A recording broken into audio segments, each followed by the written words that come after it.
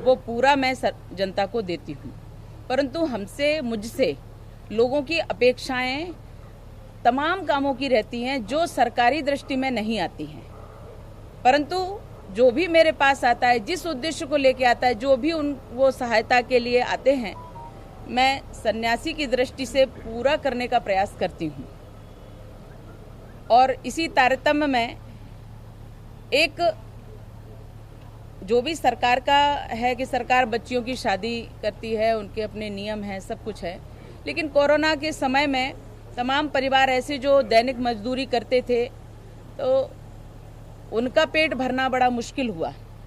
उसी समय में एक परिवार मेरे पास आया और उसने कहा, उसके माता पिता आए बच्चियों के, और 2 बच्चियां हैं, उनका विवाह करना है और कल उनका विवाह है, कल 7 जुलाई है, कल उनका विवाह है। तो जब वो आए, बोले दीदी हमारी ऐसी मदद करिए कि हमारे पास तो 5 बर्तन भी देने के लिए नहीं है। तो मैंने उनसे कहा कि फिर मैं आपकी क्या मदद करूं, अब आप ही मेरी मदद कर दीजिए कि आप मेहमान की तरह आ जाइए, जैसे बाराती आएंगे आप भी आइए और मैं ही विवाह कर देती हूँ। तो कल उन्हीं दोनों बच्चियों का विवाह है। मैंने ऐसे ही नहीं करती हूँ, मैं दिखवाती हूँ परिवार की कैसी स्थिति है। तो मैंने जब अपने व्यक्ति को भेजा तो वास्तव में वो व्यक्ति जो है, बच्चियों का पिता जो है, वो कैटरिंग में पूड़ी बेलने का काम करता है। और अभी कोरोना के समय में बहुत बुरी स्थिति उनकी हो गई, तो उनके माता पिता दोनों के आंसू बह रहे थे। मैंने कहा कि आप निश्चिंत हो जाइए, मैं विवाह करूंगी बच्चियों का, यहीं कर दूंगी। तो उन्हें विश्वास नहीं हुआ। मैंने कहा कि मैं कह रही हूँ ना, आप बिल्कुल आप तैयार होके आ जाइए, मैं विवाह कर रही हूँ। तब भी उनको विश्वास नहीं हुआ। फिर मेरे जो सहयोगी हैं शर्मा जी, उन्होंने कहा कि दीदी कह रही हैं तो वो करेंगी, और ऐसा करके तब उनको लगा कि ये तो सच बात है। फिर मैंने कहा आप जाइए, अपनी तैयारी, रस्म रीत रिवाज जो भी होते हैं घर के वो कर लीजिए, बाकी आप आ जाइए, मैं यहाँ पूरी तैयारी करके रखती हूँ, बारात की व्यवस्था, घर की व्यवस्था, बच्चियों की। और फिर मैंने उनसे पूछा आपके रीत रिवाज क्या है, क्या देना होता है आपको? तो उन्होंने कहा कान का, नाक का, पैर का ये देना होता है। मैंने कहा वर को क्या देना होता है? तो उन्होंने बताया कि अंगूठी है, घड़ी है। तो मैंने कहा ठीक, अंगूठी दे देंगे। बोले घड़ी तो हम सगाई में दे दिए थे। मैंने कहा मैं अंगूठी दे दूंगी दोनों को, और बाकी का जो एक होता है ना बर्तन, ये वो जितना भी जो है उनके भागे का, वो सब जा रहा है उनके पास। बहुत सुंदर सा मैंने मंडप भी सजाया है उसका, एक बहुत बड़ा मंडप सजाया है। उस मंडप में दोनों मंडप लगेंगे और दोनों बच्चियों की शादी होगी। मैं बहुत खुश हूँ इस बात से कि ईश्वर मुझसे बड़े अच्छे काम करवाता है। इसका प्रचार प्रसार हो ना हो, लेकिन वास्तव में जो आत्मिक शांति मिलती है वो हमारे लिए महत्वपूर्ण होती है। और मुझे लगता है कि शायद मेरा जीवन इस सेवा के लिए बना हुआ है। सच कहूँ तो मेरे पास धन नहीं है, मैं वेतन भी लेती हूँ तो मैं व्यक्तिगत उपयोग में उसको कभी नहीं लेती। एक चवन्नी भी, उसके 5 का सिक्का भी मैं उसका खर्च नहीं अपने ऊपर करती, कभी नहीं करती। उसका भी मैं दान करती हूँ, और जो भी ऐसे काम होते हैं वो सब करते हैं। परंतु ईश्वर मुझसे सेवा करवाता है और मैं करती हूँ। मुझे नहीं पता कैसे होता है कार्य, क्या होता है, बस मैं मन से ईश्वर को स्मरण करके उसको स्वीकार करती हूँ ऐसे काम, सेवा के लिए कि प्रभु ये हमारे दरबार में, अपने दरबार में आए हैं, बस इनका कार्य करना है, और वो कार्य होता है। और आप देख रहे हैं कि यहाँ सजावट है और पूरी तैयारी चल रही है। रात भर ये लोग अपना सब करेंगे और कल इनका विवाह होगा बच्चियों का, यहाँ 2 बच्चियों का। उज्जैन के दोनों वर हैं और यहाँ के दोनों बहनें हैं। इस प्रकार से उनका विवाह संपन्न होगा। आज का विषय हमारा यही था कि वैसे तो आप लोगों को शायद मैं आग्रह नहीं करती कि आप आइए, परंतु आप लोगों से ही मुझे कहा गया कि इस विषय को आपको हमें जरूर बताना चाहिए। तो मुझे अच्छा लगा कि आप लोग इसमें हमारे साथ सम्मिलित हैं इस सेवा कार्य में। ये एक पुण्य का काम जो आप बच्चे के विवाह की बात कर रहे हैं, ये मतलब राजनीति में कई और नेता भी करते हैं, शिवराज जी भी लगातार करते हैं, तो क्या आप इसको आगे भी बढ़ाएंगे कि केवल ये 2 बच्चियों के विवाह ही आपका, कि आगे भी इस तरह से आप हर साल बच्चों की शादी करने का कोई लक्ष्य रखेंगी?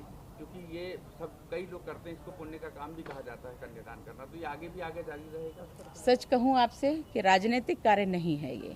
मैंने सांसद होने के नाते कहा कि अभी मेरे पास कोई धन नहीं है कि मैं उनका विवाह कर सकती, लेकिन मैं भारत भक्ति अखाड़े की आचार्य महामंडलेश्वर भी हूँ, तो ये कार्य भारत भक्ति अखाड़े की तरफ से किया जा रहा है और भारत भक्ति अखाड़ा ऐसे कार्य करता रहता है और मैंने इसलिए कहा है कि मैं सन्यासी के नाते कर पा रही हूँ।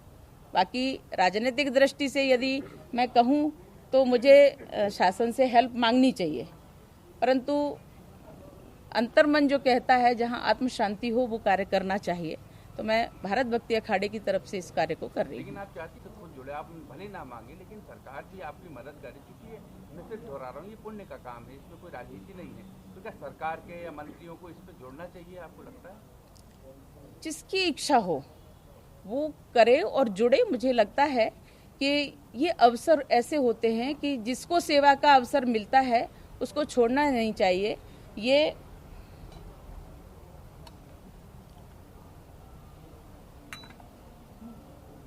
और इसके लिए मैं ये भी निश्चित नहीं कर रही हूँ कि मैं करती ही रहूंगी, ऐसा है। मैं ये कहती हूँ ईश्वर से कि प्रभु अवसर देंगे और वही करवाते हैं, वही निमित्त भी बनाते हैं और वही कारण भी लाते हैं।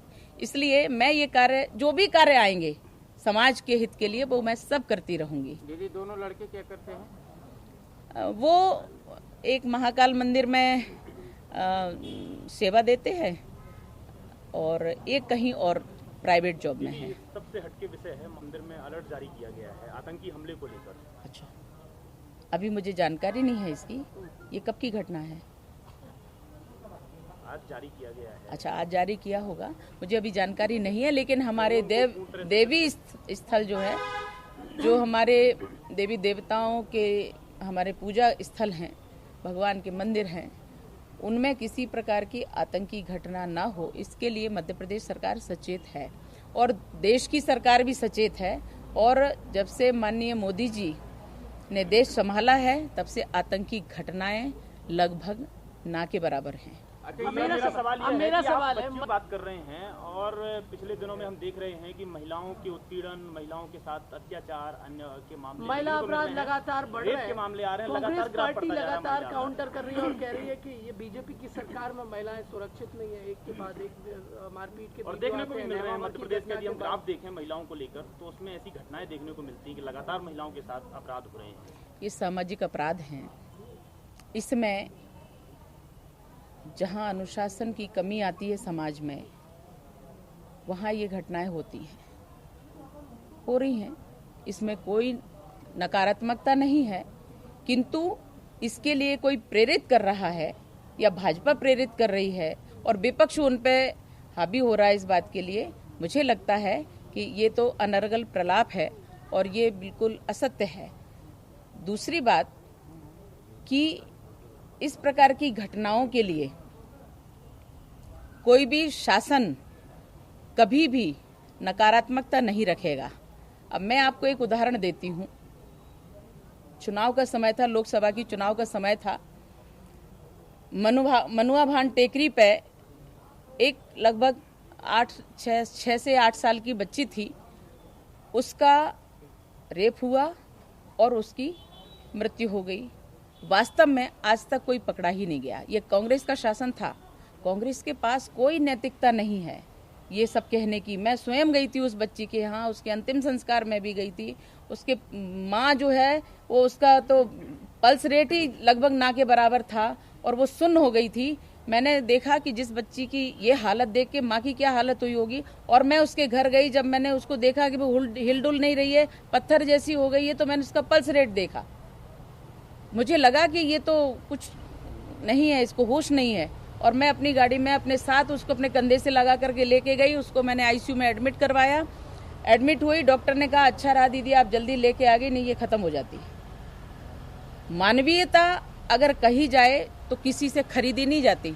मानवीयता स्वयं के अंदर होती है। ऐसी घटनाओं पर चुटकियां लेना या ऐसी घटनाओं का मजाक बनाना या किसी पर थोप देना, ये बिल्कुल गलत है। जो भी है, जिसके सामने ऐसी घटनाएं आती हैं उसको तत्काल प्रतिकार करना चाहिए। इसमें समाज की जिम्मेदारी भी होना चाहिए, साधु संतों की जिम्मेदारी होना चाहिए, नेताओं की तो होती ही है, शासन की होती है, प्रशासन की भी होती है। लेकिन बहुत जल्दी हम एक खुलासा करने वाले हैं आपके सामने और वो मैं करूंगी, लेकिन अभी थोड़ा सा उसके लिए समय है और वो विषय बहुत ही गंभीर है देश के लिए।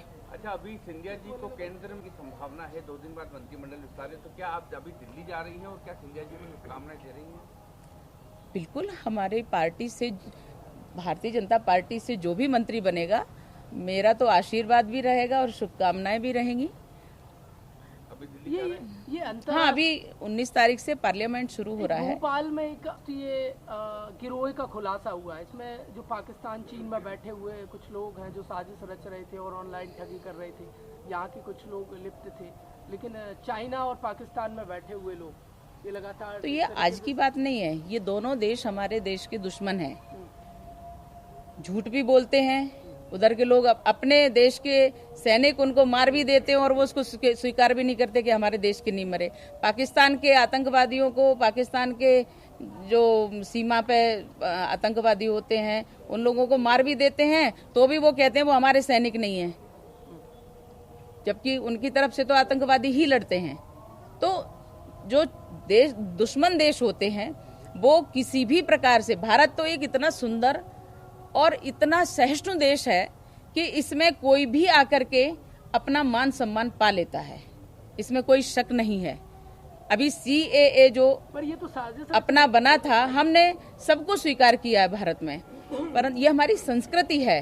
परंतु इस प्रकार के लोग जो हमारी संस्कृति पर कुठाराघात करके और तमाम प्रकार के षड्यंत्र करने के लिए लोगों को भेजते हैं, तो कोई बात नहीं, वो तो अपना दुश्मन अपना काम करता है, लेकिन राष्ट्रभक्तों की भूमिका इस समय बढ़ जाती है और राष्ट्रभक्त अपना काम करेंगे, देश को सुरक्षित रखेंगे। और उसमें माननीय मोदी जी, माननीय अमित शाह जी, माननीय हमारे रक्षा मंत्री राजनाथ जी इसमें पूरी तरह से सतर्क है, पूरा देश सतर्क है और कहीं भी इनको पनपने नहीं दिया जाएगा, बढ़ने नहीं दिया जाएगा, इनको समाप्त किया जाएगा। दीदी, आ रहे हैं कि भारतीय जनता पार्टी इस जो महिला अपराधों को लेकर सतर्कता बना के बैठी हुई है, लेकिन देखा यह जाता है जिन महिलाओं, जहां पर महिला अपराध होते हैं वहां भारतीय जनता पार्टी के कार्यकर्ता वहां नहीं पहुंचते, कांग्रेस का आरोप है। देखो, कांग्रेस, मैंने कहा कांग्रेस के पास कोई नैतिकता नहीं इन सब बातों कहने की। अभी मैंने उदाहरण दिया, शायद आप नहीं थे, परंतु उनके पास कोई नैतिकता नहीं है ये सब कहने की। मुझे लगता है ये सबका दायित्व बनता है कि अगर इस प्रकार की कोई घटना है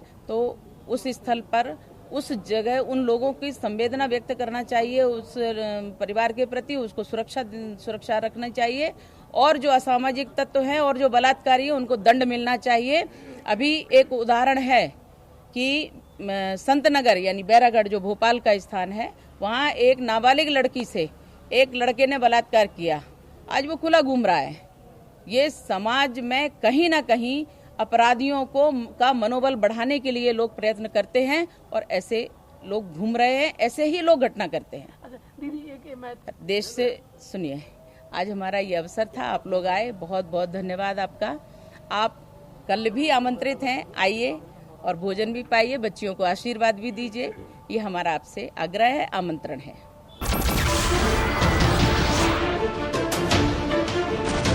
नमस्कार, मैं हूं मानक गुप्ता। अगर आपको हमारा ये वीडियो पसंद आया हो तो इसे लाइक और शेयर जरूर करें, और हाँ, हमें सब्सक्राइब और फॉलो करना ना भूलें ताकि आप देश और दुनिया की कोई खबर मिस ना करें। तो जुड़े रहिए हमारे साथ और देखते रहिए News 24।